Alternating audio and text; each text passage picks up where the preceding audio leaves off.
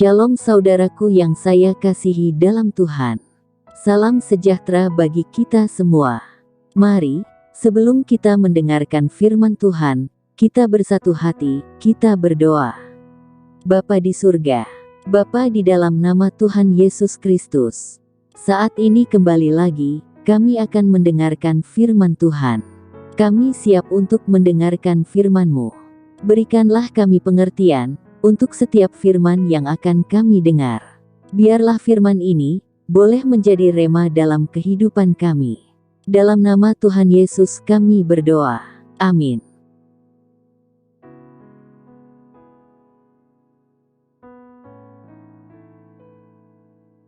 Judul renungan hari ini, mendengar dan melakukan firman.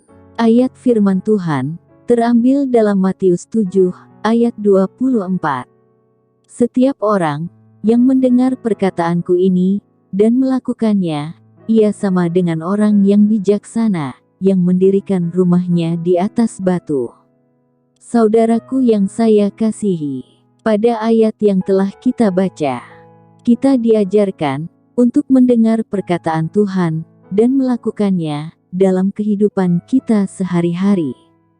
Ketika kita mendengar firman Tuhan, bukankah akan lebih baik jika kita melakukannya juga dalam kehidupan kita? Orang yang mendengar dan melakukan seumpama seorang yang membangun rumah di atas batu. Sedangkan orang yang mendengar namun tidak melakukannya seumpama orang yang mendirikan rumah di atas pasir. Ketika kita melakukan perkataan Tuhan dalam kehidupan kita, kita telah membangun suatu dasar yang kokoh dalam hati kita, sehingga ketika kita diperhadapkan pada suatu masalah, kita akan tetap berdiri teguh dengan Tuhan. Saudaraku yang saya kasihi, ada beberapa alasan mengapa seseorang hanya mendengar perkataan Tuhan, namun tidak melakukannya. Salah satu alasan tersebut yaitu karena orang tersebut tidak memiliki ketulusan dan kerelaan hati untuk menyenangkan hati Tuhan.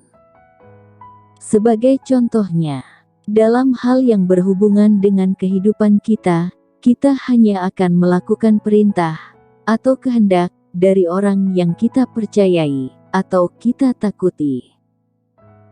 Namun Allah lebih senang jika kita melakukan kehendak Allah karena kita percaya kepadanya, bukan karena kita takut padanya. Sebagai seorang bapa yang baik, dia lebih senang dipercayai daripada yang ditakuti. Dalam hubungan dengan seseorang yang memberi perintah, apakah dia orang tua, guru, atau dokter dan sebagainya, tanda kepercayaan kita adalah ketaatan kita. Dan sebaliknya, tanda ketidakpercayaan kita adalah ketidaktaatan kita. Jadi, orang yang hidup dalam ketidaktaatan, dalam pengertian apapun, tidak dapat disebut orang percaya, karena ketidaktaatannya adalah bukti ketidakpercayaannya. Saat kita percaya bahwa Yesus adalah Tuhan, maka kita pasti akan melakukan kehendak Allah. Perlu kita ketahui, kehendak Allah itu tidaklah berat. Jika kita mencintai seseorang, maka setiap keinginannya pasti kita dukung. Kita akan dengan penuh semangat berusaha untuk menyenangkan hati orang yang kita kasihi. Orang yang sedang sibuk pasti tahu hal ini. Karena cinta, tidak ada yang terasa berat. Banyak orang yang bahkan rela mengorbankan segalanya karena cinta. Jika kita mencintai Tuhan, perintahnya tidak akan terasa berat. Satu-satunya kebahagiaan yang kita cari adalah kesenangannya. Seperti yang dikatakan oleh Yohanes, 1 Yohanes 5 ayat 3. Sebab inilah kasih kepada Allah, yaitu bahwa kita menuruti perintah-perintahnya. Perintah-perintahnya itu tidak berat. Saudaraku yang saya kasihi, kehendak Allah itu baik dan sempurna bagi kita. Allah tidak memperoleh apa-apa ketika kita melakukan kehendak-Nya. Semua kehendak-Nya adalah demi keuntungan dan keuntungan kita. Tidak ada yang kita lakukan untuk Tuhan, yang menguntungkan Tuhan, tetapi justru untuk keuntungan kita sendiri. Kita memuja Dia, tapi yang untung kita sendiri. Jika kita berdoa, siapa yang beruntung? Dan ini termasuk semua larangan yang Tuhan tetapkan bagi kita. Akal budi kita harus melihat untuk melihat bahwa setiap perintah Allah itu adalah untuk kebaikan dan untuk melindungi kita dari yang jahat. Oleh karena itu, dalam melakukan kehendak Allah, janganlah kita berpikir kita telah mengorbankan sesuatu, karena sebenarnya kita tidak rugi apa-apapun, tetapi malah memperoleh segala sesuatu. Jadi, marilah kita mendengar perkataan Tuhan dan melakukannya juga dalam kehidupan kita. Karena hanya orang yang mendengar dan melakukan kehendak Allah yang akan tetap hidup selama-lamanya. Amin. Mari kita berdoa. Bapa di surga, terima kasih untuk firman hari ini. Ajar kami Tuhan, untuk dapat melakukan kehendak-Mu, karena kehendak-Mu adalah sempurna adanya bagi kami. Ampuni kami Tuhan, kalau seringkali kami lalai, kami enggan melakukan kehendak-Mu. Saat ini Tuhan, kami mau menyenangkan hati-Mu, Roh Kudus pimpin kami, untuk dapat melakukan setiap perintah Tuhan. Terima kasih Tuhan.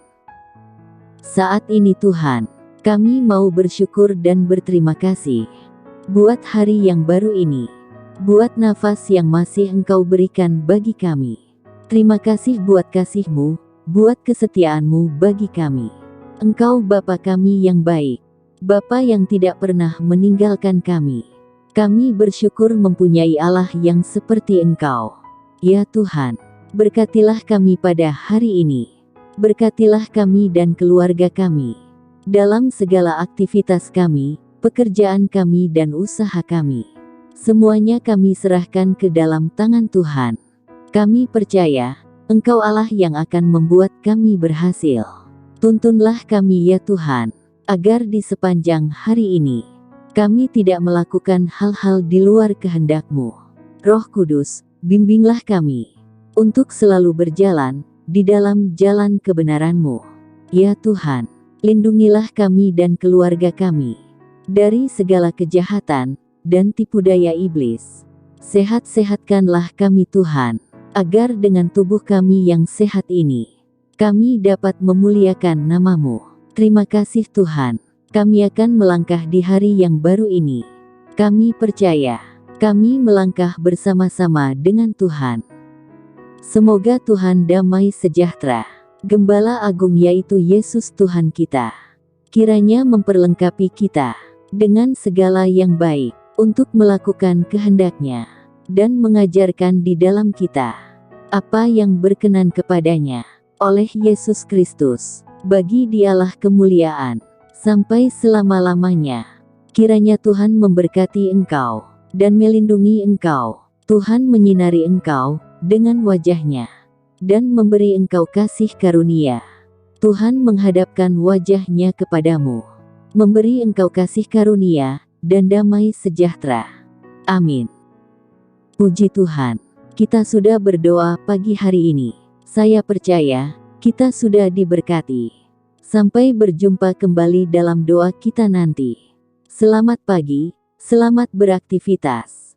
Tuhan Yesus memberkati.